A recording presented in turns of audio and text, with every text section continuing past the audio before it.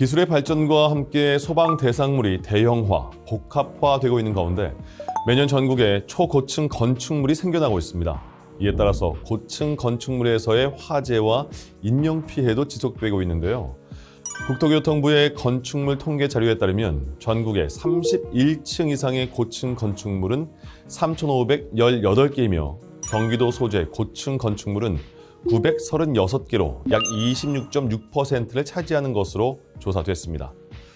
고층 건축물은 대상물의 크기가 방대하고 복합화된 형태를 가지며 다수의 상주 인원이 거주하는 시설입니다.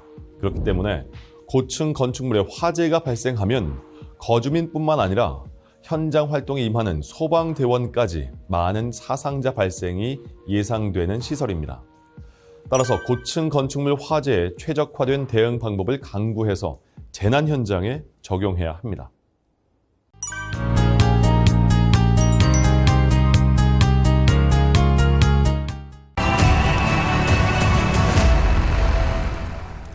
건축법 제2조에서는 고층 건축물을 층수가 30층 이상이거나 높이가 120m 이상인 건축물로 정의하고 있습니다. 그리고 건축법 시행령 제2조에서는 이러한 고층 건축물을 초고층 건축물과 준초고층 건축물로 분류하고 있는데요. 초고층 건축물은 층수가 50층 이상이거나 높이가 200m 이상인 건축물을 말하며 준초고층 건축물은 고층 건축물 중 초고층 건축물이 아닌 것을 말합니다. 하지만 화재 예방, 소방시설 설치 유지 및 안전관리에 관한 법률 제21조에서는 지하층을 제외한 층수가 11층 이상인 건축물로 규정하고 있습니다. 초고층 건축물 분류 기준은 나라마다 차이가 있습니다. 먼저 일본의 경우에는 지상 20층 이상, 높이 60m를 초과하는 건물을 초고층 건축물로 분류하고 있고, 미국의 경우 건물의 용적률이 그 지역 평균에 비해 상대적으로 높고 수직교통을 위한 기계 설비가 사용되며 일반 건물에서는 사용되는 것과 다른 공법 및 기술이 요구되는 건물을 초고층 건축물로 분류하고 있습니다. 예를 들어 시카고는 70층에서 100층의 건축물이 초고층 건축물에 포함됩니다. 또 국제 초고층 건축학회에서는 50층 이상, 200m 이상인 건물을 초고층 건축물로 규정하고 있습니다. 많은 고층 건축물들은 가시성과 채광성이 우수한 커튼월 구조를 사용합니다. 커튼월 구조는 유리 등의 외장재를 건물 외벽에 커튼 형태로 붙여놓은 건축공법으로 외관 형태에 따라 멀리한 방식, 격자 방식, 패널 방식, 피복 방식 등으로 구분할 수 있습니다. 이러한 커튼월 구조를 갖는 고층 건축물의 경우 화재 발생 시 유리가 깨지면서 상부로 빠르게 확산될 수 있기 때문에 위험성이 매우 높습니다. 특히 통유리 구조의 커튼홀에서 화재가 발생할 경우 층간 슬래브와 외장재 간 조인트와 통유리 상부에서 열이 축적되고 축적된 열에 의해 유리가 파괴되면서 직선층으로 화재가 확산됩니다.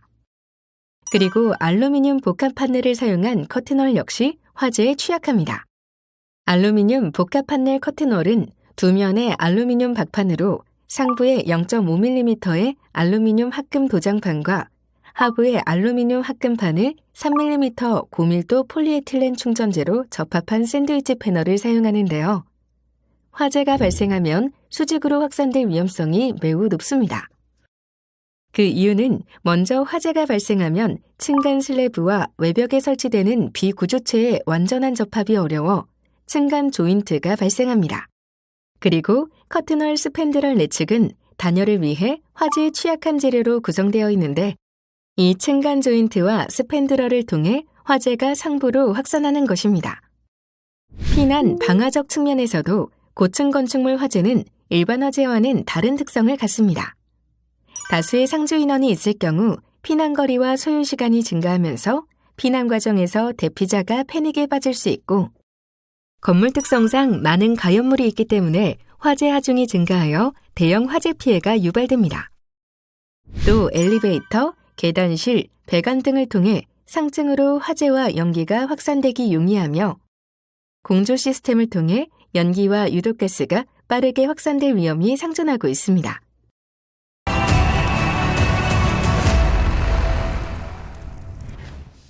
2017년 2월 4일 오전 11시경 경기도 화성시에 위치한 66층짜리 초고층 주상복합 건물 상가에서 화재가 발생했습니다. 철거 공사 중이던 상가 건물 3층에서 시작된 불은 다행히도 1200여 세대가 살고 있는 주거동으로 번지지 않은 채 1시간여 만에 진화됐는데요. 건물 안에 갇혔던 일부 시민들은 에어매트 위로 뛰어내려서 탈출했습니다. 하지만 미처 대피하지 못한 공사 현장 근로자 2명과 현장 주변 업소 직원 1명과 고객 1명, 총 4명이 사망했고 대피 과정에서 연기 흡입 등으로 40여 명이 부상을 입었습니다. 그리고 3년 뒤인 2020년 10월 8일 오후 11시경 울산 남구에 위치한 또 다른 초고층 빌딩에서 화재가 발생했습니다. 불이 붙은 건물 잔해가 땅에 떨어져서 불꽃이 튀었고 불길은 강한 바람을 타고 순식간에 건물 꼭대기까지 번졌습니다. 불티가 바람을 타고 날아가면서 인근 대형마트 옥상에 불이 옮겨 붙기도 했고 도로에는 건물에서 날아온 파편들이 가득했습니다. 늦은 밤 갑작스러운 화재에 주민들은 다급히 대피했습니다. 창문을 열고 살려달라고 외치는 사람도 많았습니다. 소방당국은 대응 2단계를 발령하고 장비 148대와 소방대원 1000여 명을 투입해서 진화 작업을 벌였지만 15시간을 넘겨서야 모두 진화할 수 있었습니다. 이 화재로 사망자는 나오지 않았지만 90여 명이 병원으로 옮겨져서 치료를 받았습니다. 신고 5분 만에 현장에 도착한 소방당국과 주민들의 침착한 대응으로 대형 참사를 막을 수 있었습니다. 앞서 말씀드린 두 사례는 모두 초고층 건물에서 발생한 화재로 외장재를 타고 불이 급속도로 커져서 수십 명의 부상자가 발생했다는 점이 동일한데요. 경기도 화성시의 초고층 주상복합 건물 상가 화재의 경우에 불과 264제곱미터 규모의 공사 현장 크기에 비해서 피해 규모가 컸는데요. 그 이유는 바로 공사 현장 내부에 가연성 소재가 많이 쓰였기 때문입니다. 인테리어상 스티로폼이 내장재로 많이 쓰였는데 스티로폼이 불에 타면서 엄청난 양의 독가스가 뿜어져 나왔고 불이 난 직후임에도 이미 복도 내부는 앞을 볼 수 없을 정도로 연기로 가득 차 버렸죠.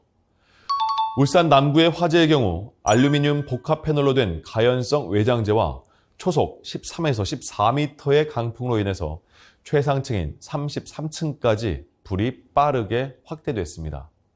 특히 이 화재는 70여 명의 소중한 생명을 앗아간 2017년 영국 런던의 그렌펠 타워 참사를 떠올리게 하는데요. 이 참사 역시 울산 화재와 동일하게 외벽이 알루미늄 복합 패널로 이루어져 있어서 순식간에 대형 화재로 번졌고 진화가 쉽지 않았기에 큰 피해를 낳았습니다. 이처럼 고층 건물 화재는 내장재, 외장재로 인해서 화재가 급격히 대형화되고 상주 인원의 초기 대피 여부에 따라서 다수의 부상자가 발생할 수 있습니다. 고층 건축물은 일반 건축물과 고가사다리 차량 운용에서 큰 차이가 있으며 수관 연장이 매우 어렵다는 특성을 가지고 있습니다. 또한 따뜻해진 공기가 상층부에 모이는 현상인 연돌 효과가 발생해서 인명피해가 확대될 수 있습니다. 따라서 고층 건축물 화재는 재난 초기 소방시설을 활용해서 정확한 화재 발생 흐름을 읽는 것이 무엇보다 중요합니다. 고층 건축물 화재 시 문제점을 피난, 방화적 측면과 현장 활동적 측면으로 나눠서 살펴보겠습니다. 먼저 피난 방화적 측면에서는 다수의 인원이 피난하는 상황에서 계단 및 에스컬레이터 등에 동시에 많은 인원이 한 번에 몰려서 부상 등의 발생 확률이 높습니다. 그리고 피난 중 조명 상실 등으로 인해 전체 패닉 현상도 유발할 수 있습니다.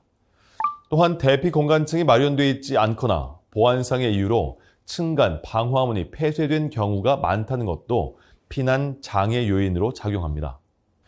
현장 활동적 측면에서의 문제점은 초대형 건물로서 구조가 복잡해서 화점 발견이 지연될 수 있어서 현장 대원의 체력 및 공기호흡기 공기가 소진될 수 있다는 것입니다.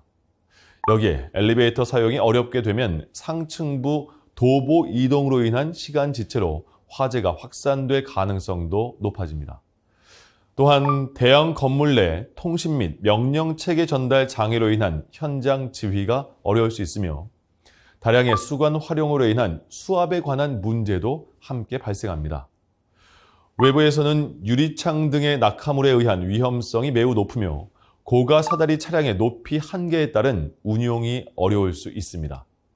따라서 이러한 고층 건축물 화재 특성에 대한 이해를 바탕으로 한 안전 기준의 개선과 화재 진압 노력이 필요합니다.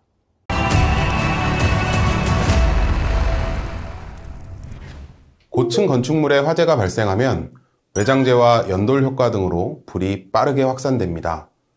이러한 고층 건축물 화재 진압에서 중요한 점은 종합방재실 정보와 방송시설을 활용하여 화재 초기 피난구역으로의 원활한 자력 대피를 유도하는 것입니다. 그리고 선착 및 후착 지휘 간에 현장 지휘본부 중심의 전진 지휘소를 조기에 운영하여 조직적으로 화재 진압과 인명구조 작전을 전개해야 합니다. 또한 필요 소방시설 등을 적절히 활용하여 장시간의 화재 진압 활동 속에서 다수의 구조 대상자와 소방대원의 안전을 확보해야 합니다. 그럼 지금부터 고층 건축물 화재의 SOP와 대응 방법을 알아보시겠습니다. 고층 건축물에 화재가 발생하는 경우 불완전 연소가스가 실내에 충만해 쉽게 불능 상태가 되며 고온의 불꽃으로 외벽 박리 및 비산, 낙하가 발생합니다. 그러므로 SOP 223 초고층 건축물 화재 대응 절차에 따라 비상용 승강기를 화재층 기점으로 2층 이하까지 이용하고 옥내 또는 특별 피난 계단을 활용하는 등 다수 피난자에 대한 초기 피난로를 확보하는 것이 매우 중요합니다. 현장 지휘 측면에서는 기본서의 기술 내용이 서로 다른 사항이 있지만 전진지휘소, 자원대기소 설치 운용이 재난 상황의 성패를 좌우하는 중요한 사항임을 감안할 때 재난 상황에 맞춰 적절하게 활용해야 합니다. 또 SOP 210 특수현상 징후 및 대응 절차에 따라 격실 화재, 특수현상 징후에 집중하고 개인 전술을 숙지하여 현장 활동에 반영해야 합니다. 그럼 고층 건축물 화재에 어떻게 대응해야 하는지 자세히 알아볼까요? 첫째, 소방시설을 활용합니다. 건축법 시행령 제34조에 따라 피난안전구역은 30층마다 반드시 설치되어야 합니다. 그리고 재난 초기에 종합방재실의 방송시설을 점령해 1차 대피지역으로 활용할 수 있습니다. 자체 방화 설비를 통해 화재로 인한 연기 확산을 제어하거나 화재 진압을 위한 전진 기지 등으로 활용하는 등 화재 초기부터 종료 시까지 작전의 성패를 결정할 수 있는 주요 시설입니다. 또 30층 이상인 건물 중 16층 이상의 모든 층에는 무선통신 보조 설비가 반드시 설치되어 있는데요. UHF를 활용한 무선통신 보조 설비를 현장 지휘에 최적화하여 사용하고 비상 콘센트의 경우에도 11층 이상인 경우 11층 이상의 층에 반드시 설치되어야 하므로 라이트라인과 조명 장비 등을 활용하여 전진 지휘소를 운영하는 데 활용할 수 있습니다. 재현 설비는 특별 피난계단 부속실 및 비상용 승강기 승강장, 피난 안전구역에 설치되어 있으며 37파스칼 이상의 차압을 유지하여 해당 실의 연기 침입을 차단합니다. 또한 고층 건축물은 고층부와 저층부로 구분되어 있으며 해당 층 송수구에 해당 압력으로 송수해야 합니다. 더불어 옥내 소화전 설비와 연결 송수구를 활용하여 화점실에 용수를 지속적으로 공급해야 하고 수압 유지를 위하여 가압펌프 기동 스위치를 가동하여 수압을 조절합니다. 내부에서 활동하는 대원은 피난층과 가장 가까운 층을 기준으로 3개 층마다 또는 계단으로부터 5m 이내에 있는 연결 송수관 설비, 방수 기구함 등을 활용합니다. 이어서 둘째, 고층 건축물 화재에서 현장 지휘체계 확립은 무엇보다 중요한데요. 현장 지휘본부는 안전한 장소로 운영하되 지휘 방식에 최적화된 위치로 현장에 맞게 설치되어야 합니다.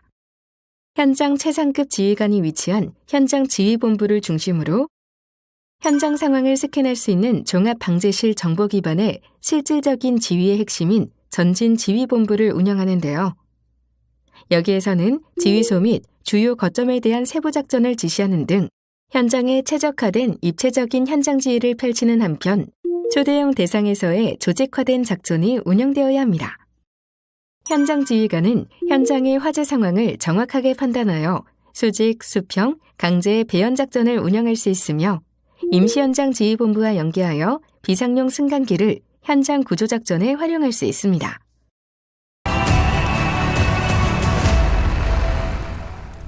고층 건축물에 화재가 발생하면 상황실은 관계인을 통해 화재 상황과 규모를 파악하고 자체 소화와 피난, 가스 주밸브 차단 및 복잡한 건물 구조에 따른 진입로 안내를 해야 합니다. 그리고 소방헬기, 경찰, 전기, 가스 등 관계기관과 대규모의 소방력 투입을 위한 응원 출동을 요청합니다. 선착대는 건축물 화점 위치, 화재 규모, 인명대피 여부 등을 평가하여 추가 자원을 요청합니다. 또 초기 진입로를 확보하여 화점 진압과 화점실 인근 인명 검색 및 연기 확산 방지 조치를 수행합니다. 그리고 연결 송수구를 점령하여 송수가는 압력으로 송수 준비를 수행하고 자력 대피자의 대피를 유도하며 환자 분류를 위한 임시 응급의료소 설치 운영합니다. 아울러 외장재의 낙하 또는 창문 파괴 등을 감안하여 파이어 라인을 설치합니다. 후착대는 인명을 구조하고 대피를 유도하며 화재 진압을 지원합니다. 화점 아래 2층에 예비용기, 여유수관 등의 화재 진압 물품 확보에 주력합니다. 그리고 피난계단에 연기가 유입됐을 경우 선착대장의 지휘에 따라 최상층으로 접근해서 최상층의 출입문을 개방할 수 있습니다. 구조대는 어린이, 노인 및 장애인, 여자, 남자 또는 중상자, 경상자, 정상인, 사망자, 부분 사체 등 인명구조 우선순위에 따라 인명구조를 실시합니다. 화재층, 화재 직상층, 위험 예상층, 최상층의 순서로 인명검색을 실시하되 층별 인명검색 완료 시에는 인명검색 완료 표시를 통해 중복검색을 사전에 차단합니다. 지휘팀은 방제실 점령 지시를 통해 임시 현장 지휘본부를 운영하고 화재 위치를 파악하고 소방시설 활용을 위한 사전 작업을 실시합니다. 또 공기호흡기, 예비용기 등의 화재 진압 물자를 보충하고 비상용 승강기와 소방시설을 우선 활용하며 고가차 및 굴절차, 특수장비 등 재난 발생 초기에 다수의 소방력을 투입하여 현장을 대응하여야 합니다.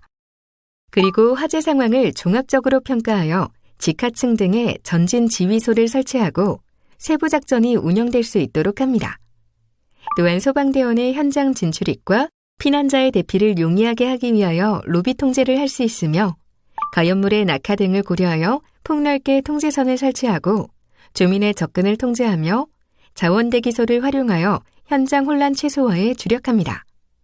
그리고 임시현장지휘본부와 전진지휘소 간의 연결 유지를 통해 최적화된 현장 정보를 수집하고 필요한 작전과 명령으로 현장의 변화를 지속적으로 모니터링합니다.